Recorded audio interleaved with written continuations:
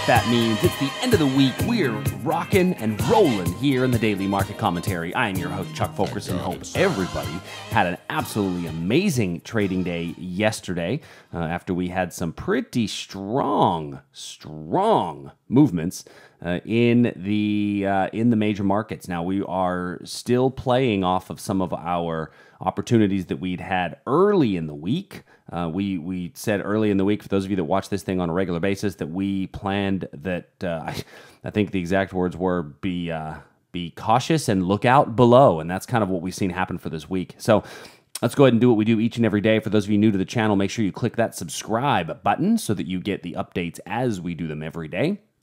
And make sure you share the channel with some friends. That would always be nice. We look at the same 10 to 12 futures markets, leaving our lines on the charts. And I'm going to talk about leaving those lines on the charts and why it's something that we do and something that we believe is important. So let's go ahead and get rolling. So starting with the S&P. So the S&P yesterday came smoking down. Got a little bit of an early afternoon, late morning push. I really felt like, okay, maybe we'll make it back up to here, and I thought maybe the Dow would only finish the day down 300. Nope. Finished the day down about 700 and really just kept falling. So we've got to start looking at ourselves on a big picture chart or even on a weekly chart. On a weekly time period, we've still not broken those February lows. We may break below those February lows, and we have some demand areas below us, kind of in this region, but they're fairly far away. And anytime demand is that far away, you've got to have a pretty good plan about what's going to happen with your style between here and there. Looking at it on a 4-hour chart, we put in a lower swing low, we put in lower swing highs. We've officially entered a downtrend on the 4-hour chart. And so, ultimately this is a pretty big move down, which doesn't really have much stopping points for quite a while. So I'm going to maintain kind of that bearish overall sentiment, although I think we're going to get a little bit of a rally maybe early in the day today before then falling low. I don't know if I'd be holding things over the weekend. This is one of those times where holding things over the weekend could wind up hurting you. But once again, we're still inside the breadth of essentially 2 days worth of market movement, right? We really haven't, the market hasn't come up above where it was from February 1st, and it hasn't gotten below where it was on February 2nd. So, the entire last 6 weeks have essentially been inside the breadth of February's movement. And so we're just going to kind of look for opportunities inside of turning points between there. So one of them we could talk about is the NQ. Now this NQ level, this 6620, this is off a 15-minute chart, and we found this level probably, oh geez, I want to say we identified this level 2 months ago. I mean, this is a long time coming, this potential entry. So this could be a long if you feel like jumping in and riding it. I'm not a big fan of the way we've come out of the area. So we hit the area, got a little bit of a bounce from it. I expected a better bounce from this area. So it hasn't caused much of a loss, but it also hasn't really done much movement. So, if you wanted to be in this thing, I think there's still room for it to run higher. But the big picture is telling us, be very, if you're going to take this, take it as a day trade and be pretty stingy with your profits. But it is working out at this point. So I'm going to leave that level on for those of you that were able to get in and take it. In crude oil, so our crude oil level came down, met entry, and then boom, we got a nice pop out of there, and it came to our opposing fair price value area. So this should be a nice little, let's call it a nice little cha-ching for about 60 ticks coming out of that area. So I'm going to remove this level. We're not going to use this one again, but hopefully you're able to catch that crude oil trade for a very small profit on the other side. And some of you still may have, been in the short that we had talked about on the breakout from earlier in the week. So for the Nasdaq, but the crude oil reversal was a pretty good opportunity yesterday. As far as today goes, we put in a lower swing low in crude in the overnight hours, but it's not a definitively super strong low. I don't necessarily want to take a long off of this reversal here because this is simply a retest of this area right in there. And so if you want to take another bite at the apple, you might have to take it down here if we get to that region, or you could short it really below the prior candle's low for a little bit of a breakdown out of kind of where we are.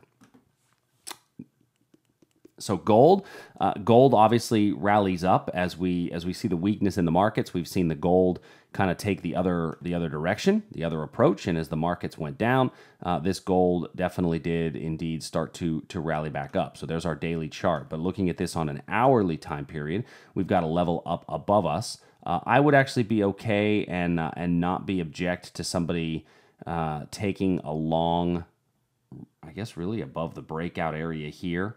If you wanted to look at this as a potential buying area, a long breakout would be above this this region here. I'm not going to call this a double bottom, but you can definitely see how there's a double bottom flavor to it, if you will. So if somebody wanted to take a breakout long above here, I wouldn't hate it. Your stop would have to be way down here though, because this is your pivot low below the breakout. So keep that area in mind heading forward. Looking at our bonds. Bonds continue to rally higher after our shake and break that we had earlier in the week, where it just did our breakdown below and then shook us out and then continued to go higher. If the markets continue their a little bit of strength, we may see this fall. If we see some more weakness in the markets, we may see a little bit of a reversal and see the bonds get a little bit of pick up some steam and get some strength. Not sure if we're going to have that today. I'm going to leave these lines in as they are and not touch anything. I think that we've got some selling opportunity up above us. I'm going to leave that where it is. The Aussie. So our Aussie position, which barely came close to meeting entry, was unable to get filled. I don't think there's a reason to take this area off. However, I do kind of like these two bottoms we've put in and some rising momentum here. If you wanted to take a short-term breakout trade and we get above this area here, you might get a little bit of a run. Now, this is a pretty aggressive entry for a breakout to the upside. But I would only want to take this if we show some basing just before it. If we blow right through it, there's a chance that it'll come back down, and you might want to catch a reversal trade at that point. But if we base a little bit before this area, this could be a pretty good opportunity. And the reason I'm saying that is because, I would consider this a potential reversal point, but we've hit it once, moved down, hit it again, moved down, hit it again, moved down. And each time we move down a little bit less. And by moving down a little bit less, we know that we're eating away any of the inventory of sell orders that were in this region and in this zone. In the euro, we still have our buy order in play down here in the euro. Nothing major added yesterday to give us anything to change. And then in the Canadian dollar, we had a potential long right here on a touch and move out. I'm going to remove this trade. And the reason I'm going to remove it is because I don't like the way that we're chopping around in front of it.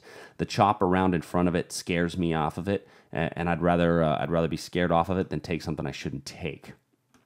Moving to Great British Pound, Japanese Yen. So our British Pound position price came into the area, started its move out, and really hasn't done a whole lot since then. I'm going to take this level off. We certainly can't use this level again. And if you've got a small profit in it, maybe take some profits off the table since we are just getting this base. If you're not in it and you do think that there's some weakness potential in the pound, then put your stop down or have a breakout trade below where we're basing kind of right now. In copper, we missed our entry by just a smidge earlier, and it's kind of continued to run down since that point. So we're going to leave that one be at the moment. And then nat gas, we got our breakout to the downside in our nat gas position. So price broke down, and now we're seeing that nat gas breakdown move continue to run. So originally we had the breakout to the upside. We said take your stop when price came up, but then also leave the breakout in play, because on the move down you may get another trade, another bite at that area. And breaking around those fair price value areas do give you more opportunity. So for those of you that don't do breakout trades, or you haven't seen much about breakout trades, I'm working on getting some education lined up on breakout trading and why we do it and how we do it. And when that's up and running, you will certainly know. I think I did a Facebook Live a couple of months ago. I may do another one of those specifically on breakout trading. That's kind of the biggest one I've gotten requests for recently. So That's all I have for today. I would say this: be very cautious holding things over the weekend. I think there's a lot of things that could go against you, so just keep that area in mind. We've got a number of breakout trades in play. A lot of you have been holding this Nasdaq trade all the way from our short breakdown on Sunday. If you have, kudos to you. Keep it up, and until tomorrow, I will see you all soon. Actually, no, not tomorrow. Weekend edition. I'll be back Sunday night with our weekend edition, and we'll see where we open up on Sunday. Have a good day, everybody. Talk to you soon. Later.